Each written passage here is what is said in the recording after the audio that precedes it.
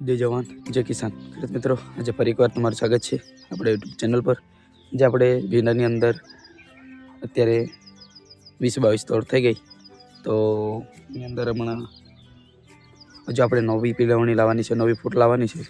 તો એના માટે આપણે શું કરી શકીએ એના વિશે આજે આપણે વિડીયો બનાવતા છે.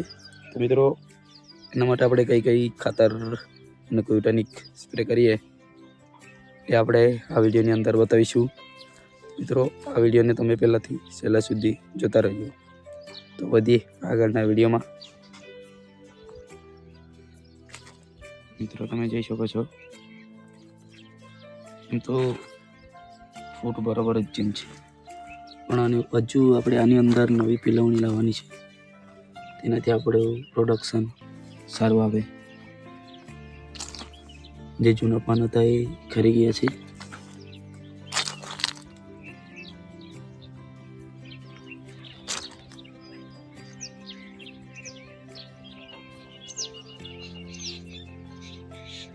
તો મિત્રો, આપણે સૌથી પહેલાં એની અંદર પાણી લઈ લીધું છે, જેનાથી આપણે જે ખાતર નાખવાના છે પહેલાં આપણે મિક્સ કરીને સારી રીતે ઉગાડીને પછી પંપની અંદર નાખશું. મિત્રો, એની અંદર જેટલા આપણે 3 પંપ મારવાના છે, તો 3 પંપનું 3 ગ્લાસ પાણી લીધું છે. આપણે ઉપયોગ કરવાના છે NPK 19-19-19 અને એની જોડે આ હંસ. આપણે આનો વિડીયો પહેલાં બી બનાવ્યો હતો, જ્યારે આપણે આ ખેતર બીજું ખેતર છે ને એની અંદર જ્યારે આપણે નવા ભીંડા હતા, ત્યારે એની અંદર આપણે ફૂટ લાવવા માટે આનો સ્પ્રે કરેલો, એનું રિઝલ્ટ પણ આપણે બતાવેલું.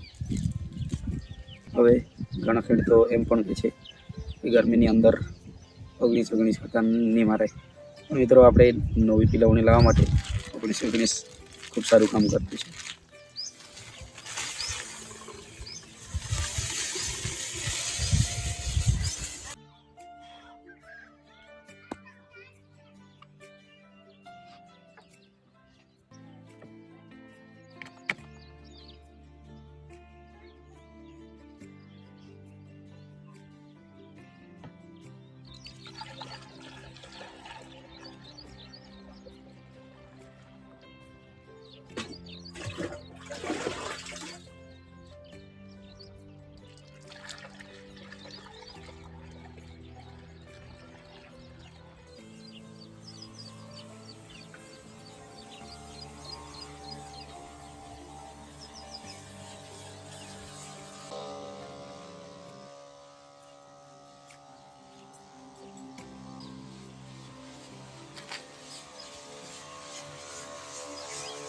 તો મિત્રો, આપણે આનો સ્પ્રે પ્રોપર જ્યારે આપણે પાણી આપી દઈએ અને જરા ભેજ રહે, પાણી આપીને 1 દિવસ કે 2 દિવસની અંદર આપણે આનો સ્પ્રે કરીએ તો આપણને સારું રિઝલ્ટ મળે.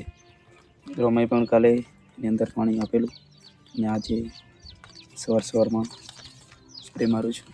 તો મિત્રો, આ વિડીયો તમને ગમ્યો હોય તો વિડીયોને લાઈક કરજો. ચેનલ પર ન હોય તો ચેનલને સબસ્ક્રાઈબ કરી લેજો, જેનાથી આવા જ નવા વિડીયો આવે એ તમારા સુધી સૌથી પહેલાં પહોંચે. આપણે ફરી મળીશું નવા વિડીયોની સાથે.